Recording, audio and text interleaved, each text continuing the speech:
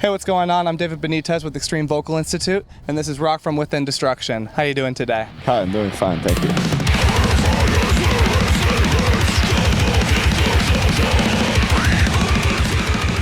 What would you say one of the bigger differences touring here in the States, now that you've been coming back and forth to the States for almost a year now, the difference between here and then touring back in Europe? Yeah, there are a couple of differences. For example, in Europe, it's pretty common for the venue or the promoter to provide catering, like actual food and everything for the bands. Here, it's more common to get buyouts, like, I don't know, $40-50 for the band. And they'll just send you out to do your thing. Yeah, exactly, yeah. And another thing that's different is some venues sometimes take merch cuts, some 15 or 20% on soft merch, where in Europe, band gets 100% of merch sales all the time. So I think these are the main two differences, but when it comes to like fans and the reaction, US fans go just as crazy as Europeans. Yeah, you guys are awesome.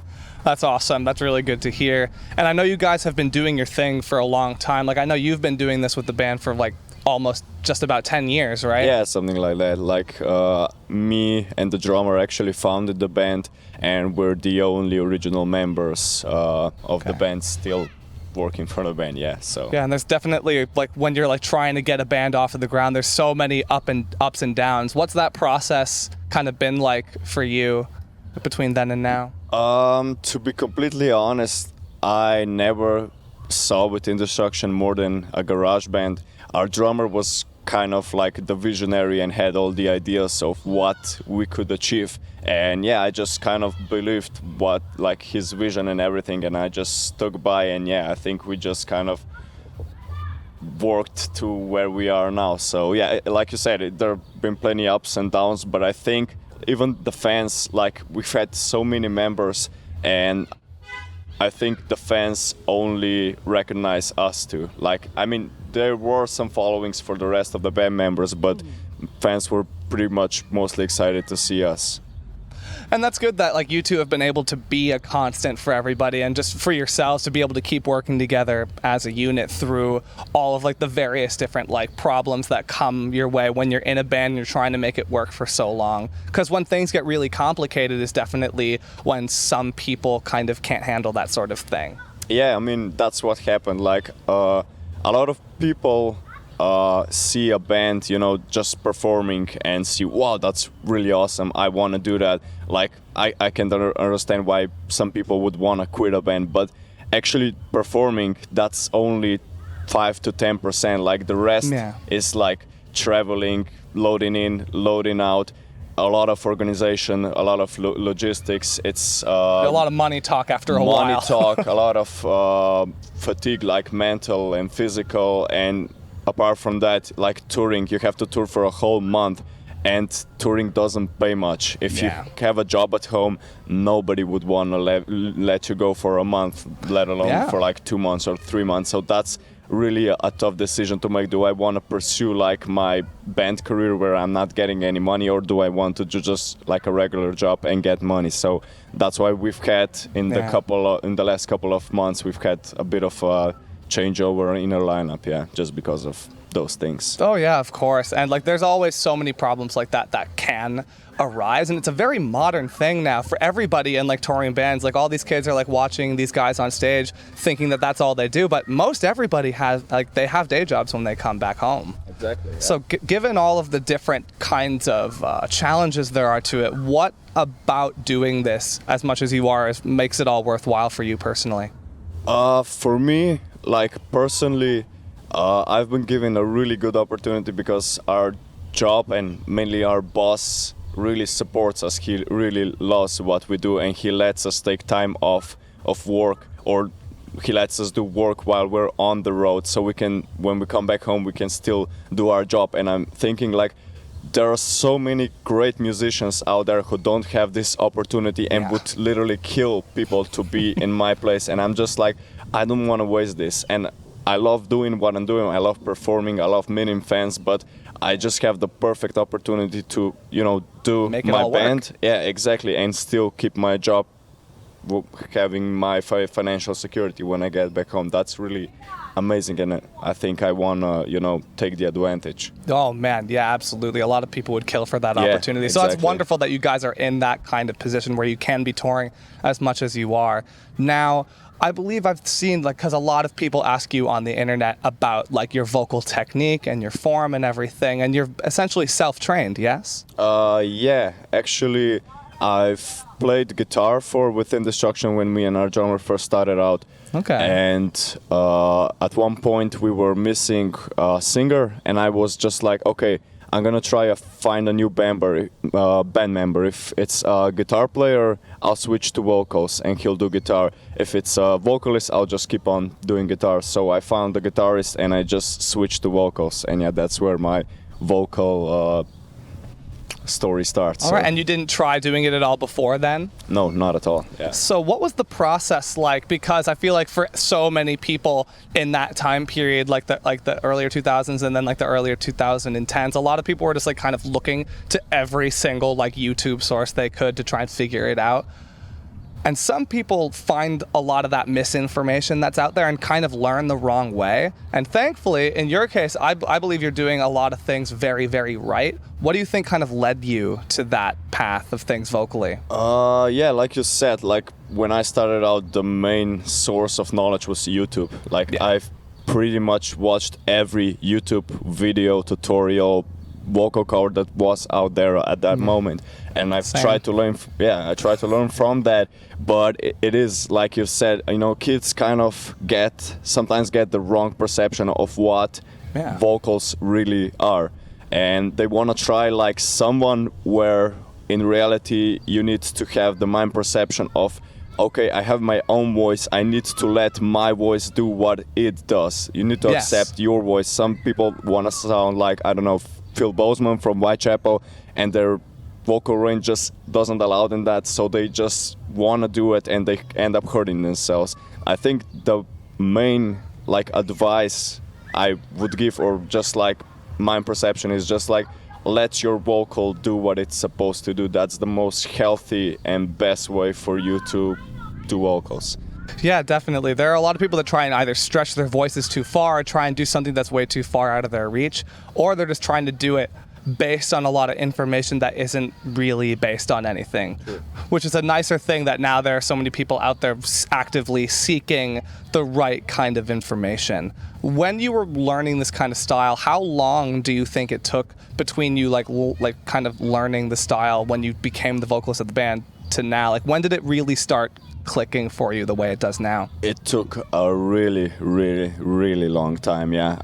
Me, I hate giving, a lot of kids ask me, oh, can you do vocal tutorials, vocal lessons, and I'm just I'm not really comfortable doing that, just because I know I took some advice from people that I knew and that didn't help me out, and it's just I feel sometimes it's better to figure it out for yourself, or if you don't know how to help someone, maybe you're not the right person to help them out. Yeah, but for me, I think... And different things work for everybody. Exactly, yeah, that's the point, yeah. And it's so hard to, tell someone, for example, if you want to do something physical, play drums, you can show them the technique. It's visual. Yeah. Vocals are, inside of you, and it's so hard to explain what's going on in there. Very much, but for me, I think it took, I want to say 3 to 4 years when I kind of got it, knew how to do it for a consistent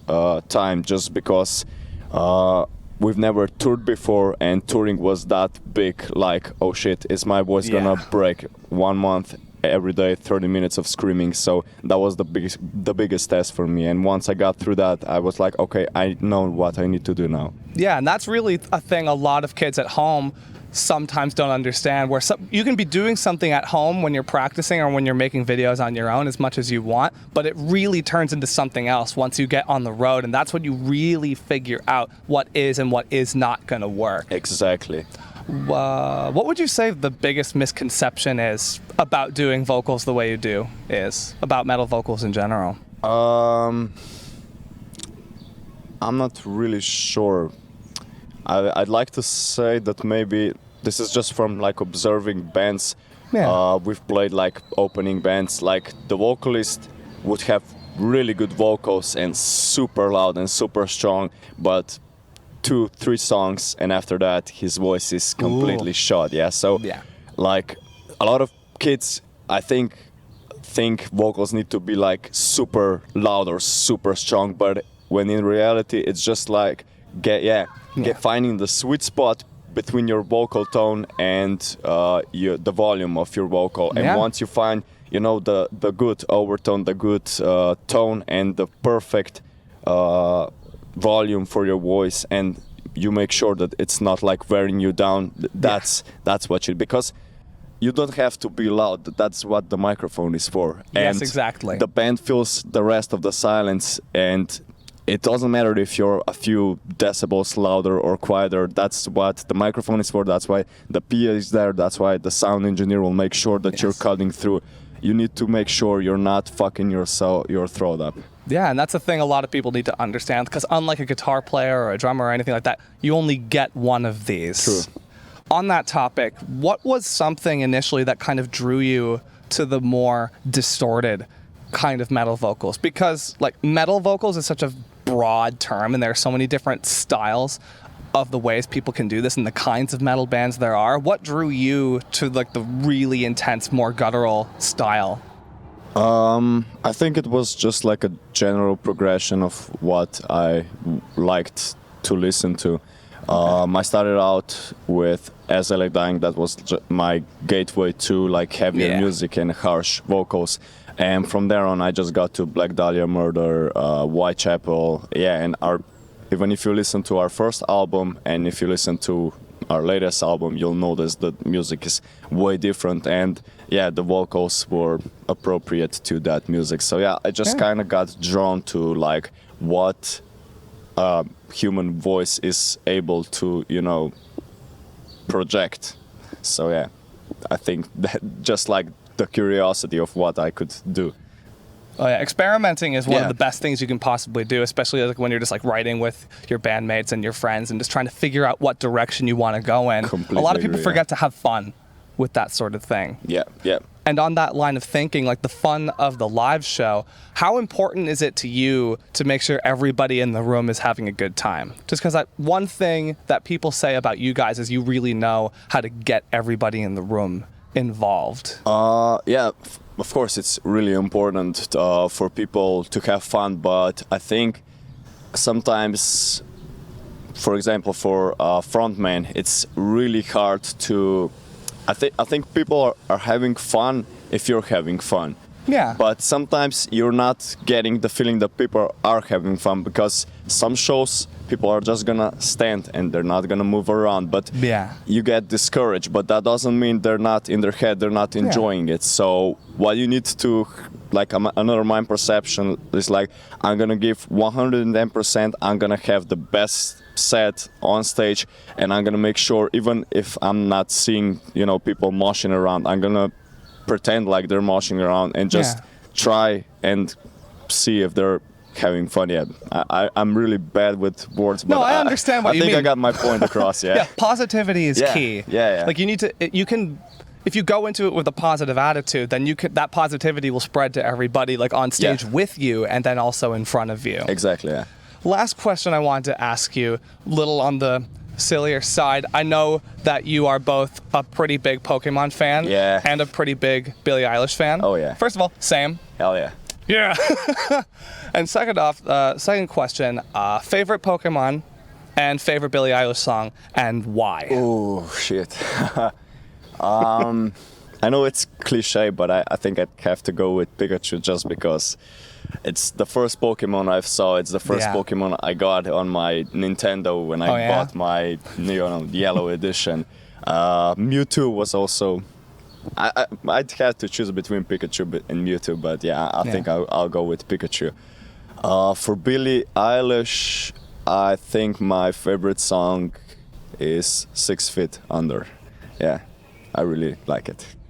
That's awesome. And about those two things, how important do you think it is when you're somebody in like a more modern touring band, when you're on the grind all the time like this? How important is it to have other interests outside of metal? Oh, I think it's really important. I mean, it depends on what kind of a person you are, but for me, like, we play metal music, we write metal music, we tour with bands, we see shows like It's just all the time. all the fucking time, and it gets oversaturated really fast. And I think just to keep a sane mind, you have to have something other, like it, either if it's music or it's interest, or just to kind of shut this out and just do that, just to keep a clear head. I think it's important, at least for me. But some people are like so into metal, they just do metal all the time, which is fine, but I'm not that kind of a person. It's definitely just healthy overall to be able to keep a little bit more well-rounded with that sort of thing, because it makes the time that you are at work and on tour and doing this stuff, it keeps making it the thing you love most. Yeah, and I think maybe like even if you are more open-minded to different genres and different kind of music, it can also help you with your own music. Just like you think, oh, this sounds cool, maybe I could kind of turn this around and incorporate it into what we're doing. It's doesn't necessarily have to be the same, but you can twist it and mold it into what will work for your show or music or whatever you're doing. I'm David Benites with Extreme Vocal Institute, and this is Rock from Within Destruction, and we'll see you again soon.